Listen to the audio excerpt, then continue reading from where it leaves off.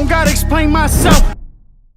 What is going on, everybody? We are here with our first in-depth interview with none other than Kastriot Xhema, who's a professional fighter.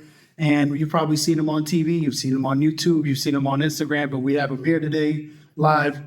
Kastriot, how are you today? How's it going? All right, how you doing? Let the followers know who is Kastriot and where's Kastriot from. All right, so I'm just I'm an average Joe from the mean streets of Greenwich, Connecticut, born and raised. All right. For those who don't know you, what is your background? Well, I'm Albanian. Albanian, okay. Yeah. Mighty Albania. Are you from Kosovo? Where are you from? What's your background? Yeah. All right, cool. Yeah. Depending on like your beginnings, what inspired you to do what you're doing today? It's just in my blood, right? Yeah.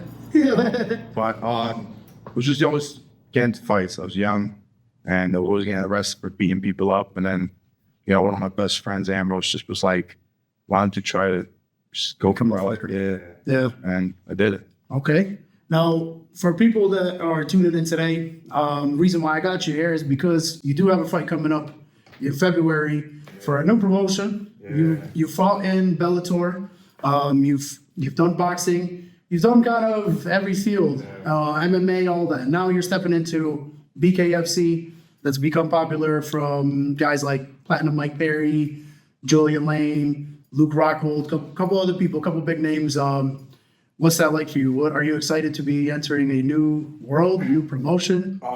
Yeah, I mean, I'm definitely excited. I mean, my downfall is always the wrestlers, right? I like to stand. I like to battle. I just like to stand and I like to, either create a highlight reel, whether it's with me or against me. That's really it. I see myself as an entertainer. So somebody's gonna get knocked the fuck out. Okay. All right. I mean, have you the planning going into the fight? Does it change now that you're now fighting in a cage? You're not fighting. I believe.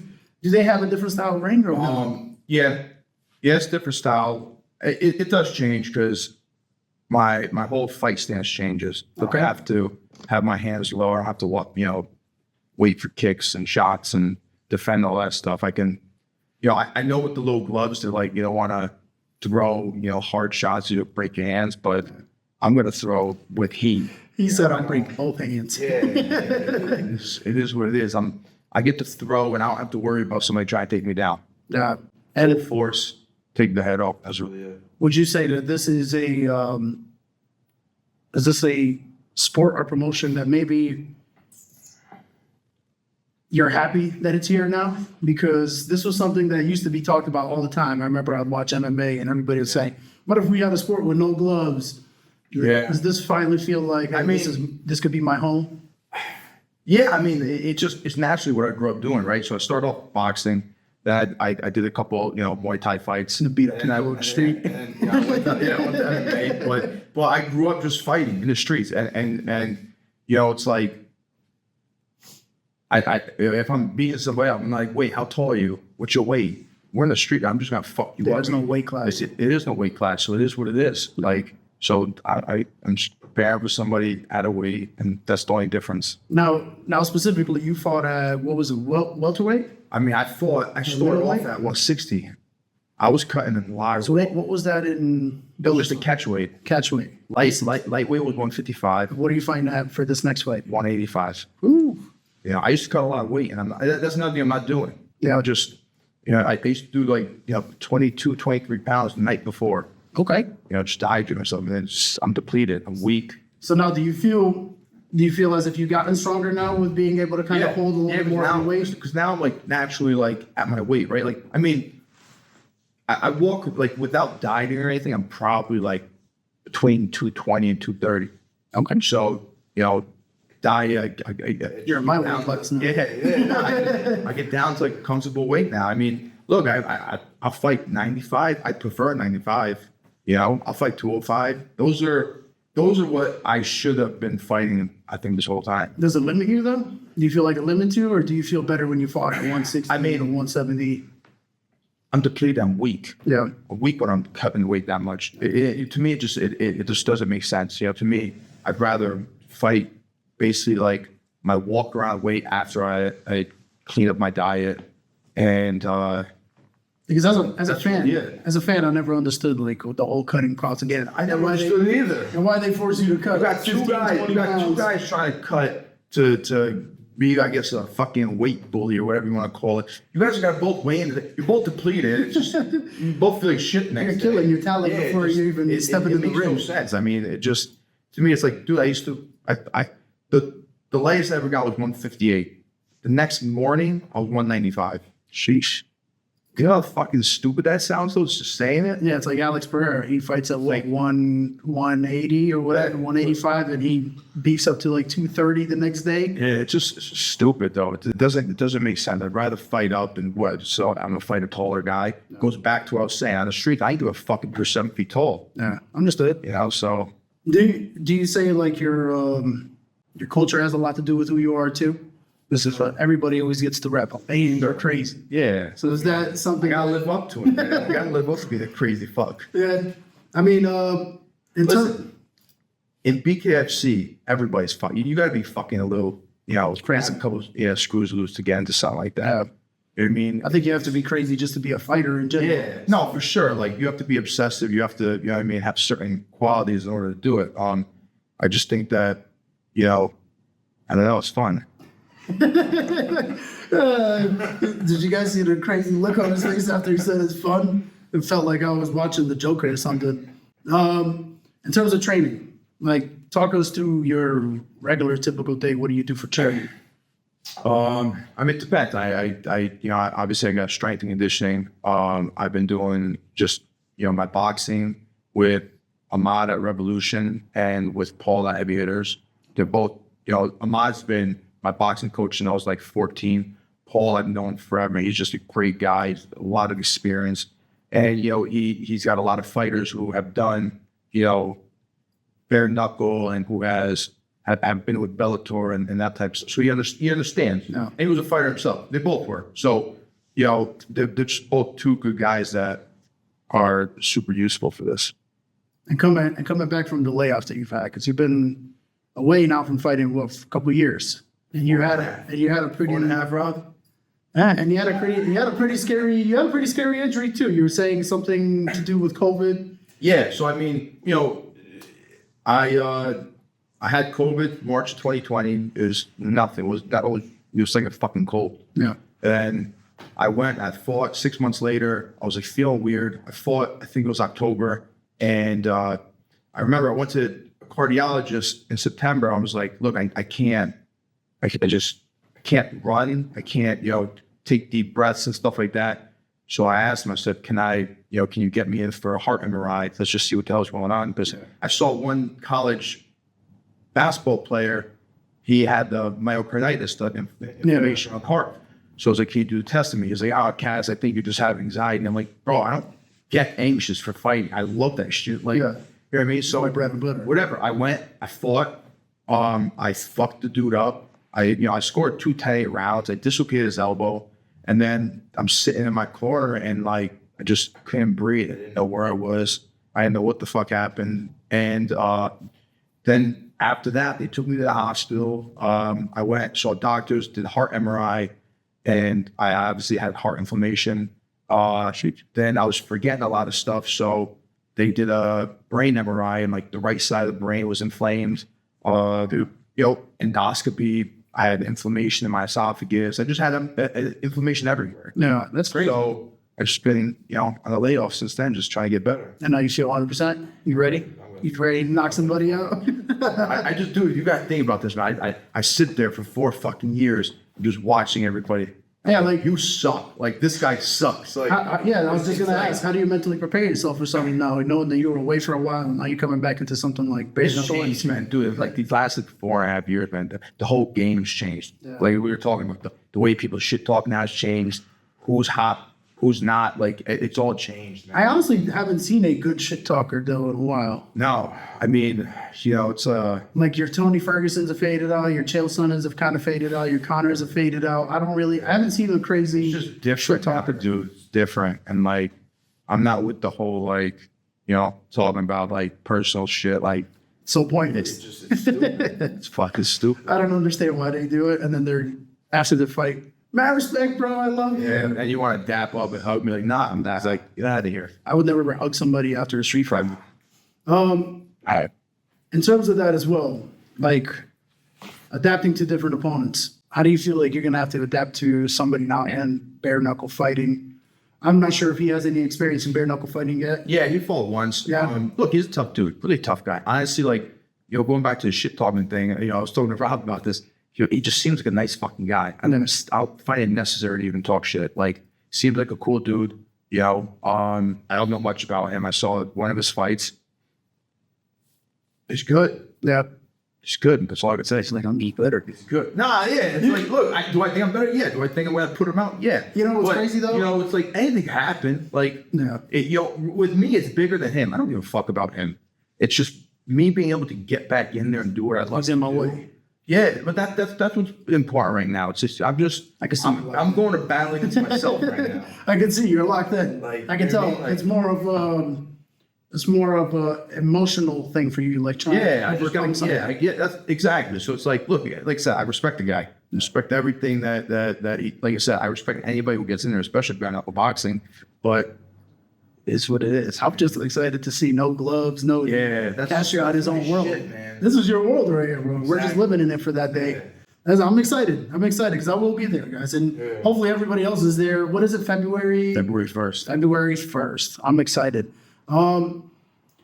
Let's see. Your biggest challenge, besides going through your health care, besides everything else, what has been the most challenging moment in your career so far? I've had a lot of challenging moments. I mean, obviously, the whole world knows I was in prison for years, for fights. I got into a pretty bad one, which, got me locked up in New York for a long time. I did time also prior to that in Connecticut, So, I mean, that's it's like I've had a challenging, youth, I would say, with the courts. But, you grow up and you move the fuck on, right? Like, got to grow up at some point. Everybody does. And you're right.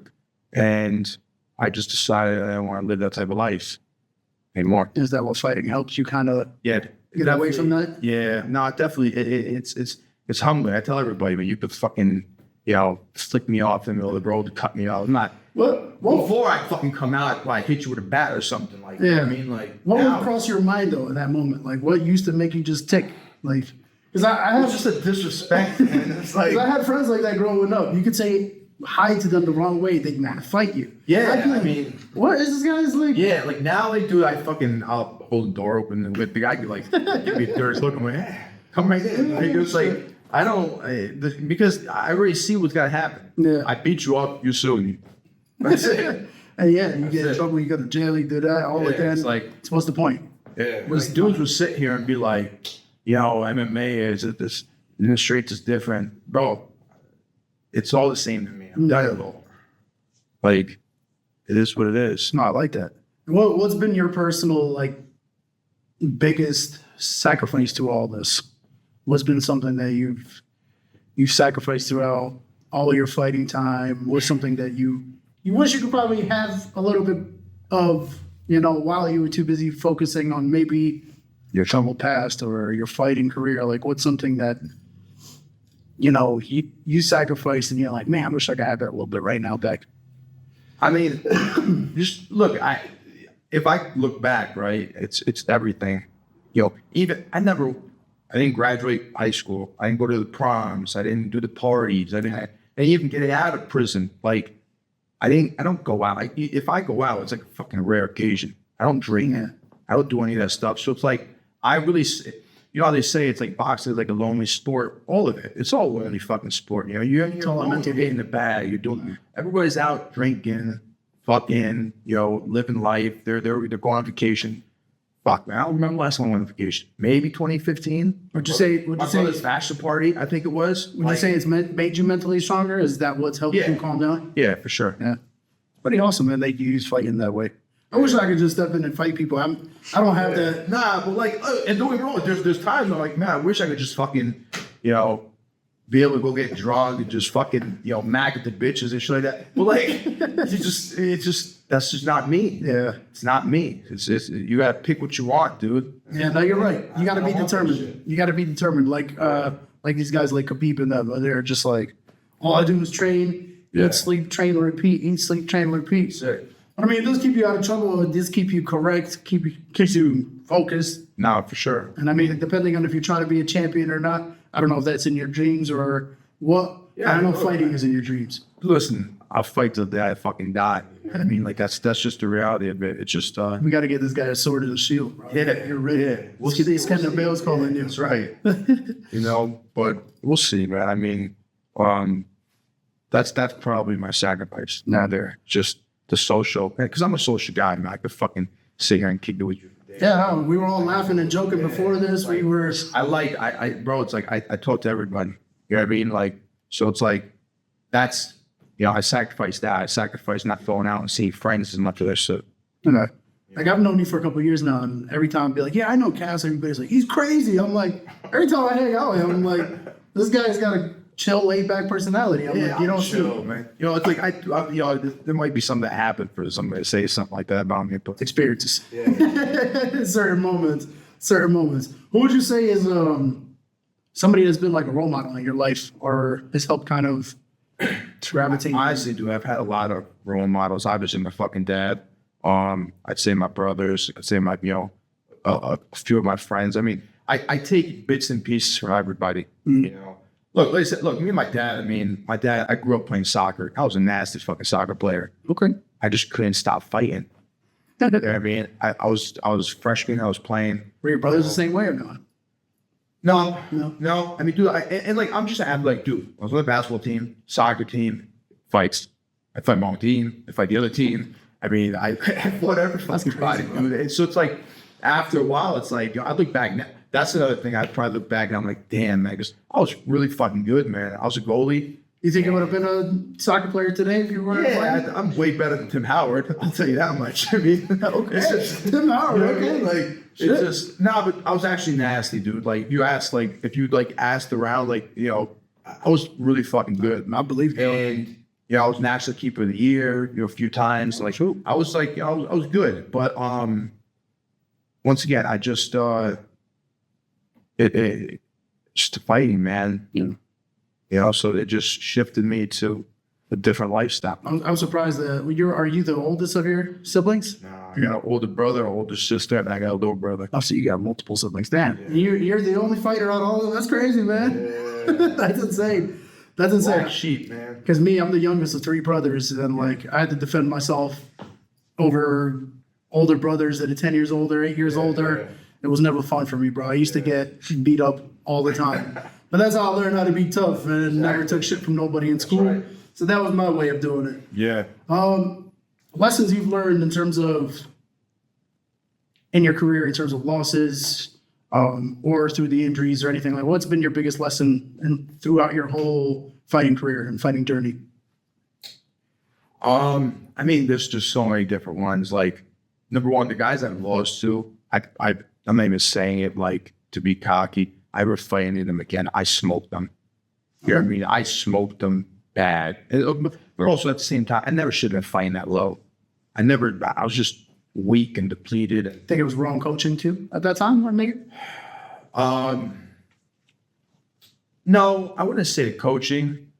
It was just, I would say more, early on in my career, I had this nutritionist who was always trying to tell me I was too small for 170. Too small for because how do you decide? The nutritionist was it's like, and then I just, I don't know. I look back at that now, I'm just like, that's shit like that I should have never listened to. I should have listened to my own body. But I was young, 22 years old, fresh out of prison, and I got right into fighting, and I didn't know. But now, like I said, the one good thing about being off these 4.5 years, I haven't taken head trauma. Right? And I learned about the brain. I learned about the body. I've learned so many different things now. And dude, I'm a fucking Mack truck now. I'm strong as fuck. Yeah. You know what I mean? I do it. You look listen, ready. There's not, I don't care. And even me when I was weak, look, prior to fight camp, I'm deadlifting reps over 500 pounds. When I'm like 2 weeks out before a fight, I barely can do 265. I'm not a fat guy, so where am I cutting? I'm just losing muscle. That's all I was ever losing.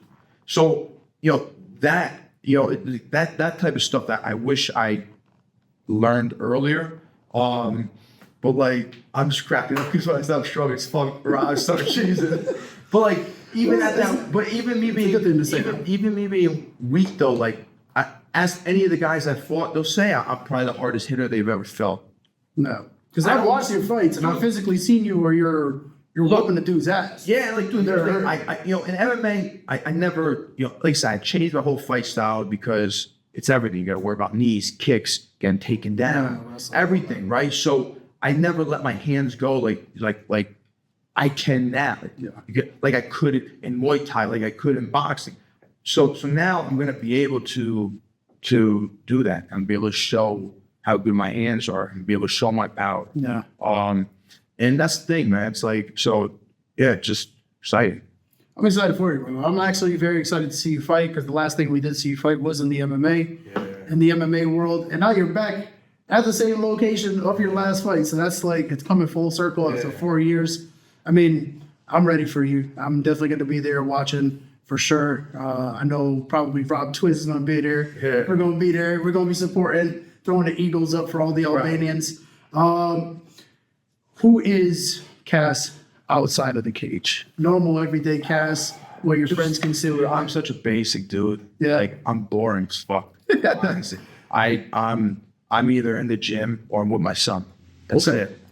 I'm with my family, I'm with my son. That's literally it. I think all I ever see you post is gym videos of him punching bags and Like I said, I'm always just in the gym or there. And like, outside of that, I try to do nonprofit stuff. I try to, raise money for charity. I try to help people. That's really it. I mean, like we were talking about earlier, Albanians just look mad all the time. We're good fucking people. Yeah, we're good people. We're definitely good people. So it's like, I mean, we all got our moments, right? Like, everybody's got their fucking moments. But, I'm just a average Joe.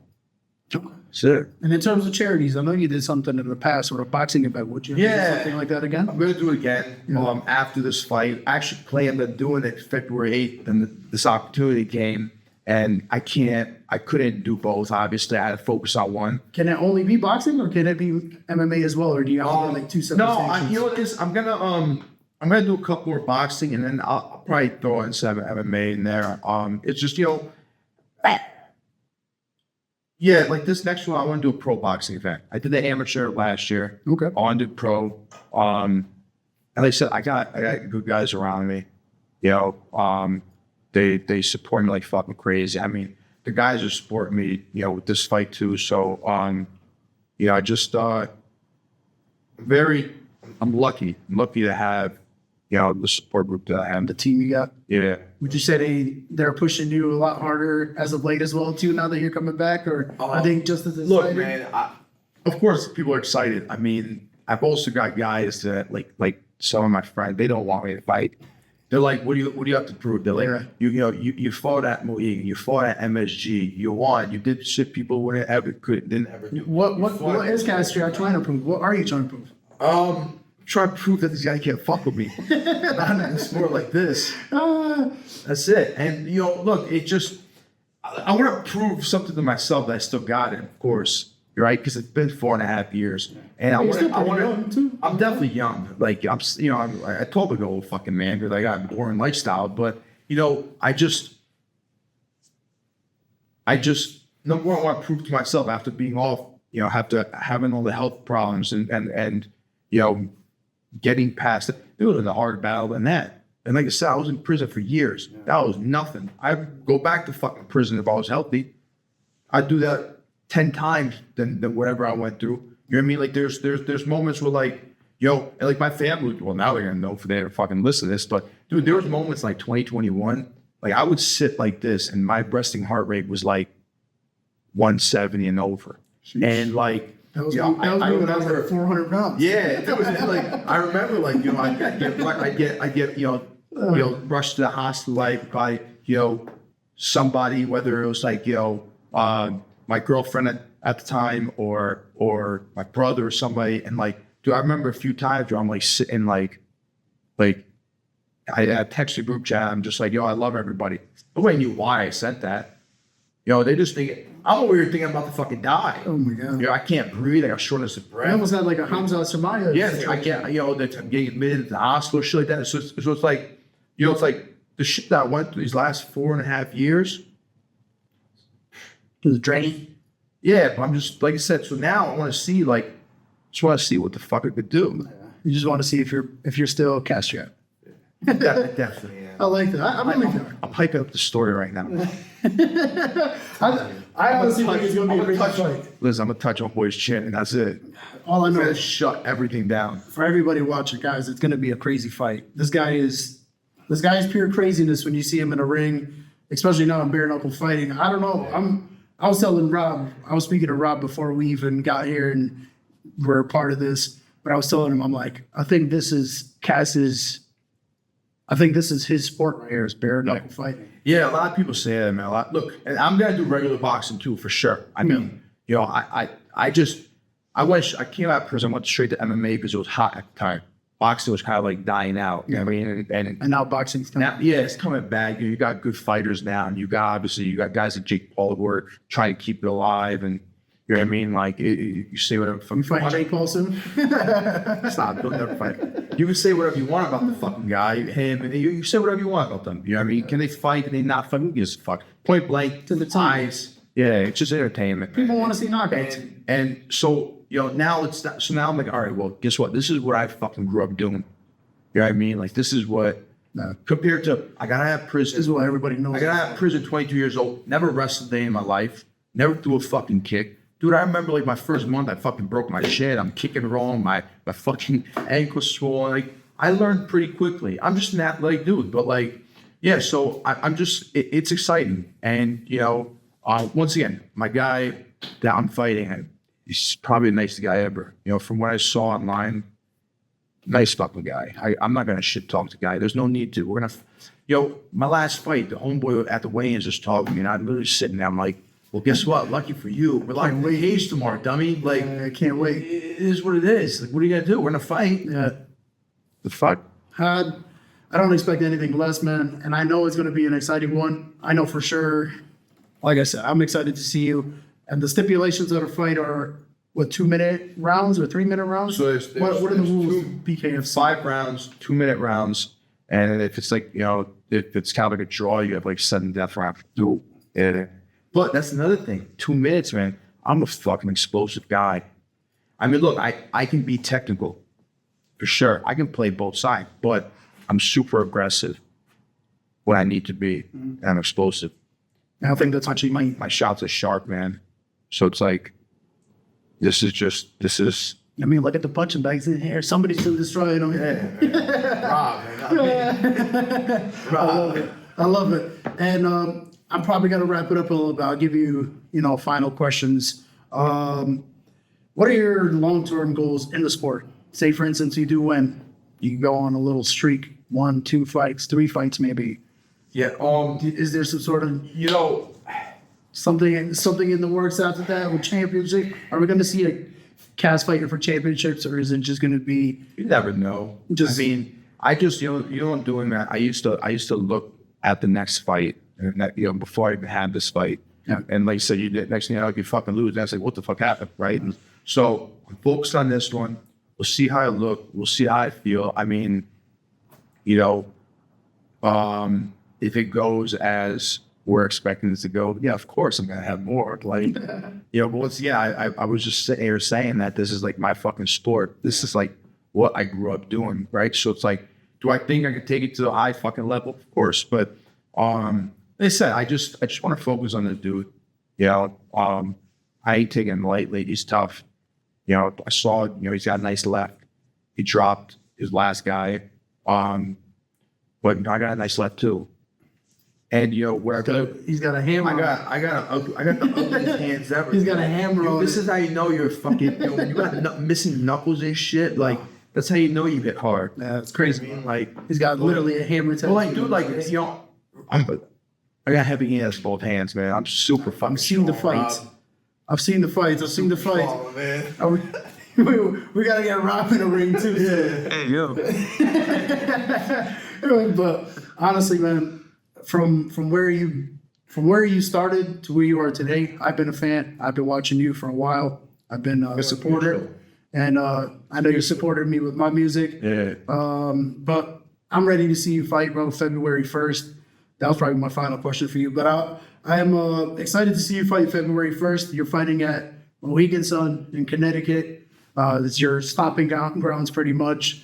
Yeah. What do you want to say to your fans who already watch you, to new fans who are going to be seeing you now from Albania, Kosova, throughout the whole diaspora, throughout the world? And what do you say to them? And just give us your final words before you step into the ring in a couple of weeks. I mean, you know, obviously to all the people who've been supporting me, like you, like Rob, like my family, like friends, you know, that's just what motivates me to even want to do it more, right? It's like, you know, so I appreciate that. I always have and I always will.